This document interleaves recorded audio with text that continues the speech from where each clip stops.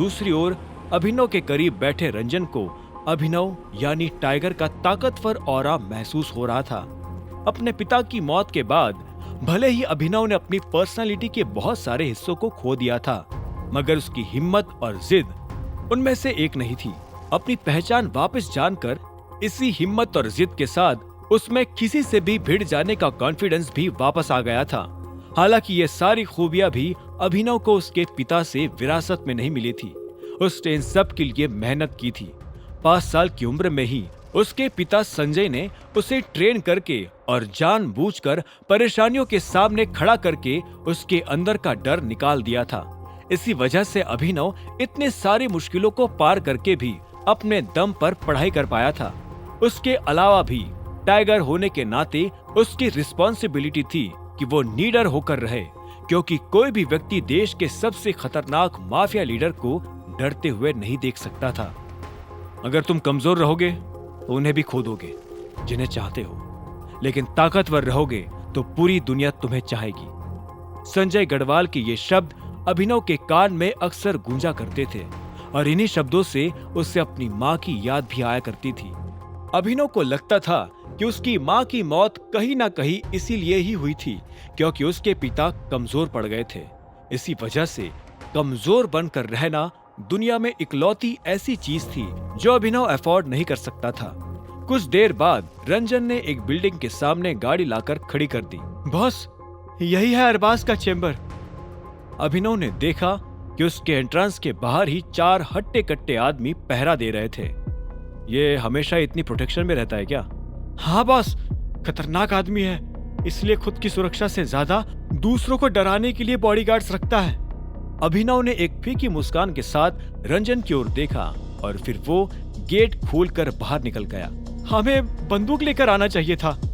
रंजन भी बड़बड़ाते हुए गाड़ी से बाहर आकर अभिनव के पीछे पीछे चलने लगा था। अभिनव एंट्रेंस के पास पहुंचा ही था कि एक गार्ड ने अपना हाथ लंबा करके उसे रोक दिया।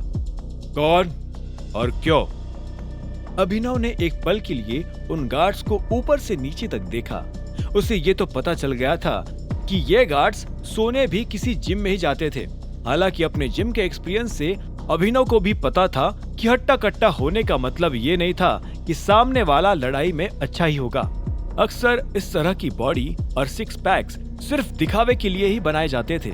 लड़ाई में जो असली स्किल काम आती है उसे हैंड कॉम्बैट कहा जाता है, जिसका इन डोलो शोलो से कुछ खास ताल्लुक नहीं था। अभिनव उन्हें देखकर ये तो समझ गया था कि अरबाज नाम के इस आदमी को बस अपना रुतबा दिखाने में मजा आता था, उससे ज्यादा कुछ नहीं। अरबाज से मिलने आया हूँ, अभिनव ने गार्ड से आंखें मिलाकर कहा। अपॉइंटमेंट दिखाओ। गार्ड ने अपना हाथ आगे करते हुए कहा, जिस पर अभिनव मुस्कुराकर बोल पड़ा, जरूरत नहीं है। सभी गार्ड्स के हाव भाव बदल गए और वो अभिनव को घेर कर खड़े हो गए। आखिरी बार बोल रहा हूं लड़के, यहाँ से भाग जा, नहीं तो बेमतलब हड्डियां तुड़वा लेगा। अभिनव ने भी उन चारों की ओर देखा और फिर जवाब दिया, तुम मुझे अरबाज के पास लेकर चलो अभी, नहीं तो हड्डियां तुड़वा लोगे। अभिनव का कॉन्फिडेंस देखकर सभी गार्ड्स एक दूसरे की ओर देखकर हंसने लगे और फिर अभिनव के करीब आ गए। चलो इस स्पीकर की बैटरी निकाल देते हैं। एक गार्ड ने अभिनव के कंधे पर हाथ रखा ही था कि तभी उन्हें पीछे से एक भारी आवाज सुनाई दी, रुक जाओ। उस आवाज को सुनते ही चारों गार्ड्स अपनी जगह पर ही थम गए और धीरे से पीछे हो गए। इसी वक्त एंट्रेंस में से एक छोटी हाइट का बूढ़ा सा आदमी चलकर आया। अपनी सिगार हटाते हुए उसने अभिनव को ऊपर से नीचे तक देखा। उसे पहले लगा कि वो इस लड़के को जानता है, लेकिन करीब आकर वो अभिनव को एक अनजान आदमी की नजरों से ही देख रहा था। कौन हो तुम लड़के, और यहाँ किस लिए आए हो? बिजनेस के लिए? अभिनव ने एक सांस छोड़ी और मनी मन उस बूढ़े को थैंक यू भी बोला। उसे लगा कि अगर वो फिलहाल बीच में नहीं आता तो उसके चारों गार्ड्स बिना वजह जख्मी होकर रोने लगते। जी, बिजनेस के लिए। अभिनव ने मुस्कुरा कर कहा, क्या हम अंदर चलकर और बात कर सकते हैं? मुझे नहीं लगता कि किसी अच्छे ऑफर को अपॉइंटमेंट की परछाई में छिप जाना चाहिए। उस बूढ़े आदमी यानी अरबाज ने एक और बार सिगार फूंकते हुए अभिनव को देखा और फिर वो हंस पड़ा। अब आगे क्या होने वाला था? कौन था वो बूढ़ा आदमी? क्या अरबाज उसे अंदर आने देगा या फिर बाहर से ही भगा देगा? अगर टाइगर और अरबाज के बीच लड़ाई हो जाएगी तो फिलहाल कौन बच पाएगा? क्या होंगे इन सभी सवालों के जवाब?